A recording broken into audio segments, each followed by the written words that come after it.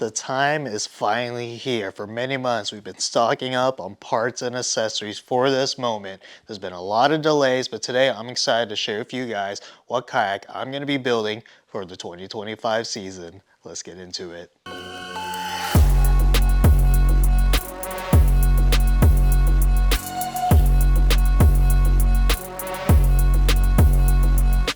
What's going on, everyone? Welcome back. Man, it has been a minute. I've been waiting month after month, and finally we got our kayak in today. This has definitely been a longer delay than I initially anticipated, but I'm excited to get the ball rolling on this. So to not delay this anymore, I'm gonna put this camera on the tripod and share with you guys what kayak I'll be running for the season.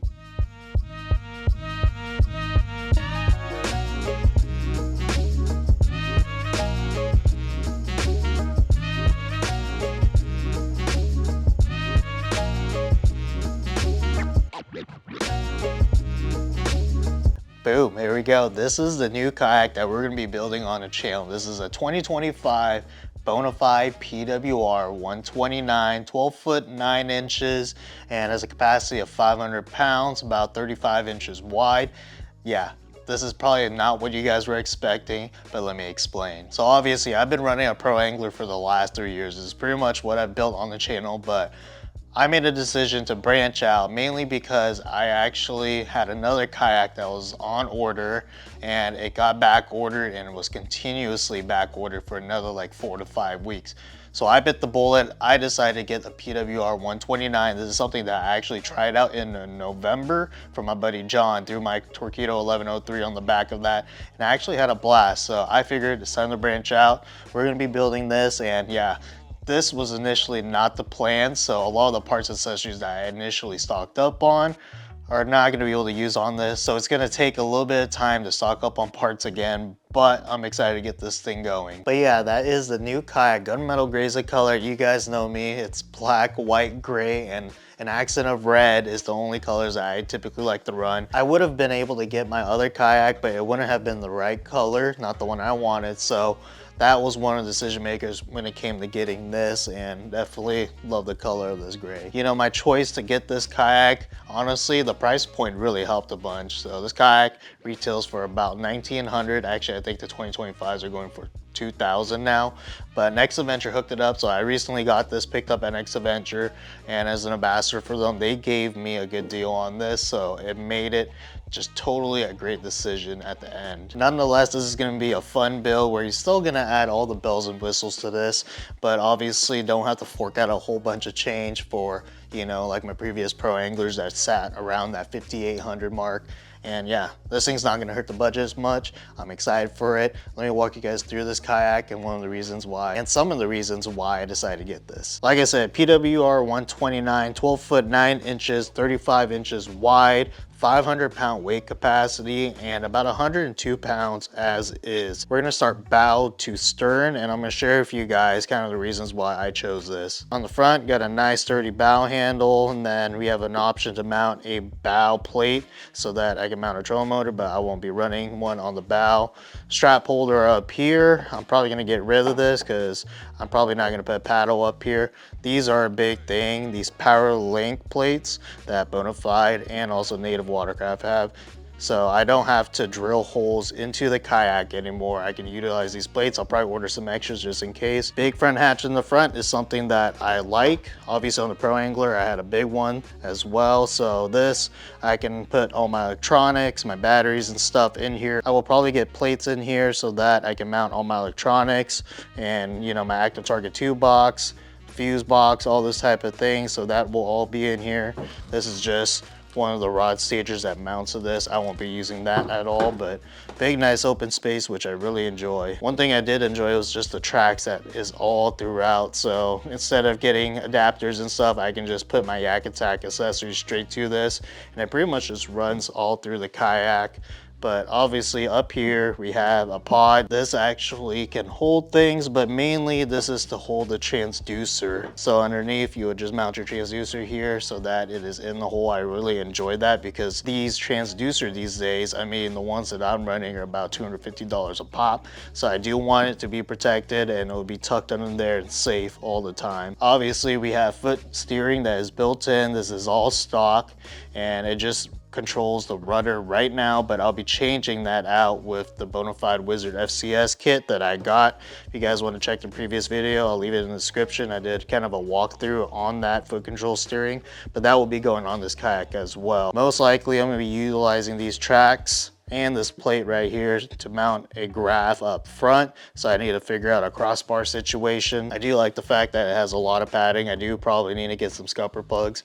I thought it was weird how this doesn't come with scupper plugs, so I gotta find some. Probably end up getting Yak Attack ones, but that was kind of weird to not see. And then we have the seat. Nothing super fancy, but when I used it back in November, it was super comfortable. So that is definitely one of the things, especially with my bad lower back, I need a comfortable seat. So this one did fine. It does sit a little bit higher than a Hobie seat, so that was kind of weird, but honestly, I actually got used to it pretty quickly. Little drawer underneath that pulls out. I still need to figure out exactly how I'm gonna utilize this to store stuff. Obviously with my Hobie, I was so used to having a center hatch right here. So maybe this might change and be that center hatch that can obviously hold a little bit more as well. Now obviously this thing does not have a drive, it's a paddle kayak, but obviously we have mounting locations so we can mount our travel ultralight that is sitting in this little group of stuff right there. But yeah, paddle holder right here, both sides. So that's some of the unique features on this kayak, which I guess I will have to bring a paddle. So many of you that have been following me for a while, you'll know that I'm all about having a backup plan. And you know, when it came to running a motor, I still had my Hobie 360 drive. So now I'm just gonna be dependent strictly on the motor that's gonna sit in the back. And honestly, I'm not too worried about it because that's just gonna be me putting my trust in Torqeedo and having a great product. Obviously anything can happen. There's nothing that I could just basically hit a rock really hard, snap a prop or whatever. But I obviously will be prepared when it comes to that. I'll carry extra props, tools, and all those type of things to make sure that if something does happen, I'll be able to get it replaced, fixed, or whatever on the water if I can. So moving on, in the back right here, I do like the fact that they come with Omni hooks for my black back already, so I don't have to put that on. I had to do that with my Pearl Angler, and that was always a pain trying to get them to go on. But one thing I do like is that you have mounting locations for your batteries. So I usually throw my Torqeedo batteries right here into my black pack right here. And I always had a problem with trying to figure out a way to strap them down. I prefer to strap my batteries down because the last thing you want is your weight shifting and the battery sliding.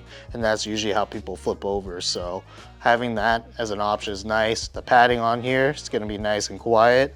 Yeah, big old tank well, which is really nice to see. Then as we get to the back, again, another PowerLink plate, which I'm excited about. And we have existing mounting locations for my motor, and we can actually get a mount here and mount a power pole if you wanted to. Dual power poles. Let me know what you guys think on that. But yeah, guys, that is the kayak that I'll be building for the 2025 season. Again, I apologize for the long delay.